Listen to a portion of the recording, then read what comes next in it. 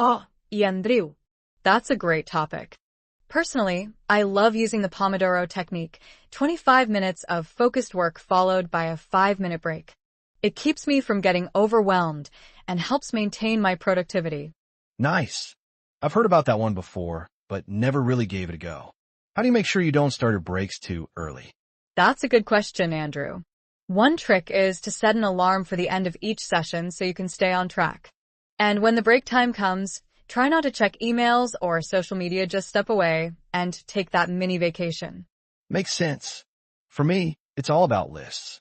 I write down everything I need to do in a daily planner, but sometimes my to-do list is so long, I get paralyzed at the start of the day. Any advice on how to manage those? Absolutely. Break your tasks into smaller chunks or set priorities for what needs to be done first. You can even color code them based on importance or urgency. That way, you tackle the biggest stuff first, and it's not so daunting. That's a great tip. I'll try that out. Speaking of breaking things down, how do you deal with unexpected tasks that pop up?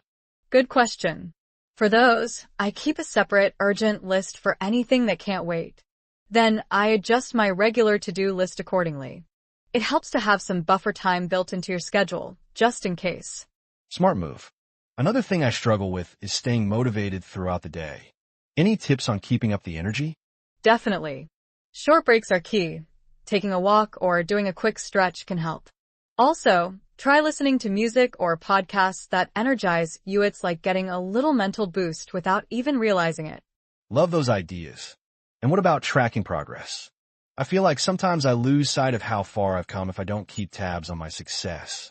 Keeping a journal can be really helpful for this. Write down what you accomplished each day, no matter how small. You'll see the progress over time, and it boosts your morale too.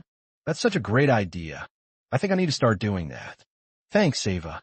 This has been super useful. Anytime, Andrew. And remember, these are just tips. You can adapt them to fit your style. The key is finding what works best for you and sticking with it. So Ava, welcome back to the show. Today we're tackling something that feels universally stressful, time management. We all feel like we're constantly behind, right? But honestly, a lot of the advice out there is just overwhelming. What's your take on what actually works? Absolutely, Andrew. It's so easy to get caught in this vortex of do more, be more, and then feel completely drained. I think the biggest mistake people make is trying to cram everything into one gigantic plan. It's about tiny, achievable wins. Instead of saying I'm going to write a novel this month, it's I'll write 500 words. That's a brilliant simplification. The pressure of a huge goal can be paralyzing, but it sounds like it needs to be more than just setting little goals. What's the underlying strategy? Are you a big planner, or do you prefer to just go with the flow? Honestly, I used to be a planner, and it was a disaster. I'd spend hours scheduling, and then life would throw a curveball, and I'd completely derail.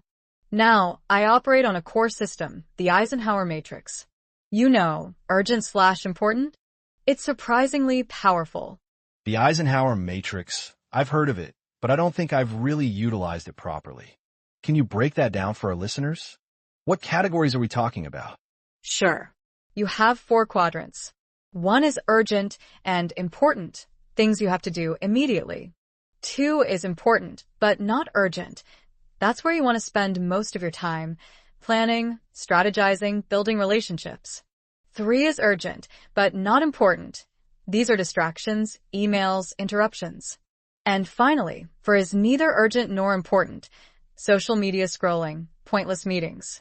Okay, that makes total sense. So, the immediate reaction is to tackle the urgent and important things, but actively avoid the urgent but not important? That's a key shift in thinking.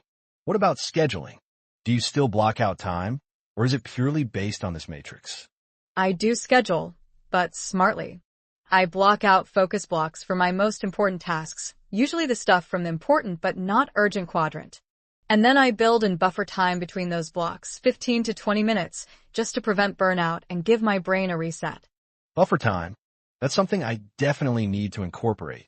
It seems like the constant pressure to be productive is actually hurting productivity. I've noticed I'm most productive when I'm not actively trying to be productive. Exactly. And another huge thing, batching.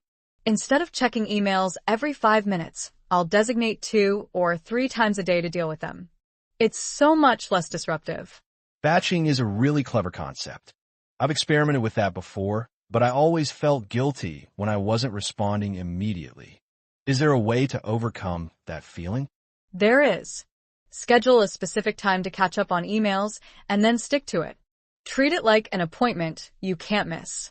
Also, learn to say no politely, of course, to things that aren't truly important. Saying no, that's a tough one for a lot of people. It's almost ingrained in us to want to help everyone. But you're right, overcommitting is a huge drain. What about dealing with procrastination? It's a massive obstacle for most of us. Procrastination is a beast. I've found that breaking down a task into even smaller, more manageable steps can help. And sometimes, just starting, even if it's just for 5 minutes, can build momentum. The hardest part is often getting started. So, starting small, breaking tasks down. It's almost like reverse psychology, right? Instead of feeling overwhelmed by the big picture, you're tackling tiny, achievable chunks. That makes a huge difference. Precisely. And finally, be kind to yourself. Don't beat yourself up if you miss a deadline or don't accomplish everything on your list. Just refocus and move forward. It's a journey, not a race. Fantastic advice, Ava. I think that's a really practical, actionable takeaway for our listeners. Thank you so much for sharing your insights. Where can people learn more about your time management strategies? You can find me on social media handle, and I'm also working on a free guide on my website. Website address. I'm always struggling with time management. Do you have any tips that actually work? Absolutely. Ido. One thing that helps me is the Pomodoro technique. You know, where you work in focused 25-minute increments, followed by a 5-minute break? That sounds like a great idea. But doesn't it feel counterintuitive to take breaks after working hard for so long? Like, aren't we just getting back into the zone? Actually, taking breaks can help you stay focused and productive in the long run. It's all about finding that balance between work and rest. That makes sense. I've also tried using a planner to keep track of my schedule, but sometimes it feels like it's just adding more stress to my life. Yeah, planners can be overwhelming if you're not careful. But what I recommend is using a digital calendar instead. It's usually less cluttered and easier to manage. That's true. And what about prioritizing tasks? Do you have any tips on how to do that effectively? Well, one thing that works for me is the Eisenhower matrix. You know, where you categorize your tasks into 4 quadrants based on their urgency and importance. I've heard of that before. But how do you actually apply it in practice? Like, what are some examples of tasks you put in each quadrant? So, if a task is both urgent and important, you prioritize it immediately. If it's only important but not urgent, you schedule it for later. And so on. Okay, that makes sense. I've also tried using the 2-minute rule. If a task can be done in less than 2 minutes, do it immediately. That's a great tip. And another thing that works is delegating tasks to others when possible. Don't be afraid to ask for help or outsource tasks that are taking up too much of your time.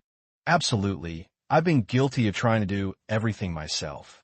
But it's so much easier to just hand things off to someone else and free up some mental space. Exactly. And finally, one more thing that helps me is setting realistic goals for the day. If you set yourself up for failure by aiming too high, you'll never reach your full potential. That's really insightful. I think I'm going to try out some of these tips and see what works best for me. And don't be afraid to experiment and adjust as needed. Time management is all about finding what works for you and sticking with it. Will do. Thanks for the advice. No problem. Happy to help.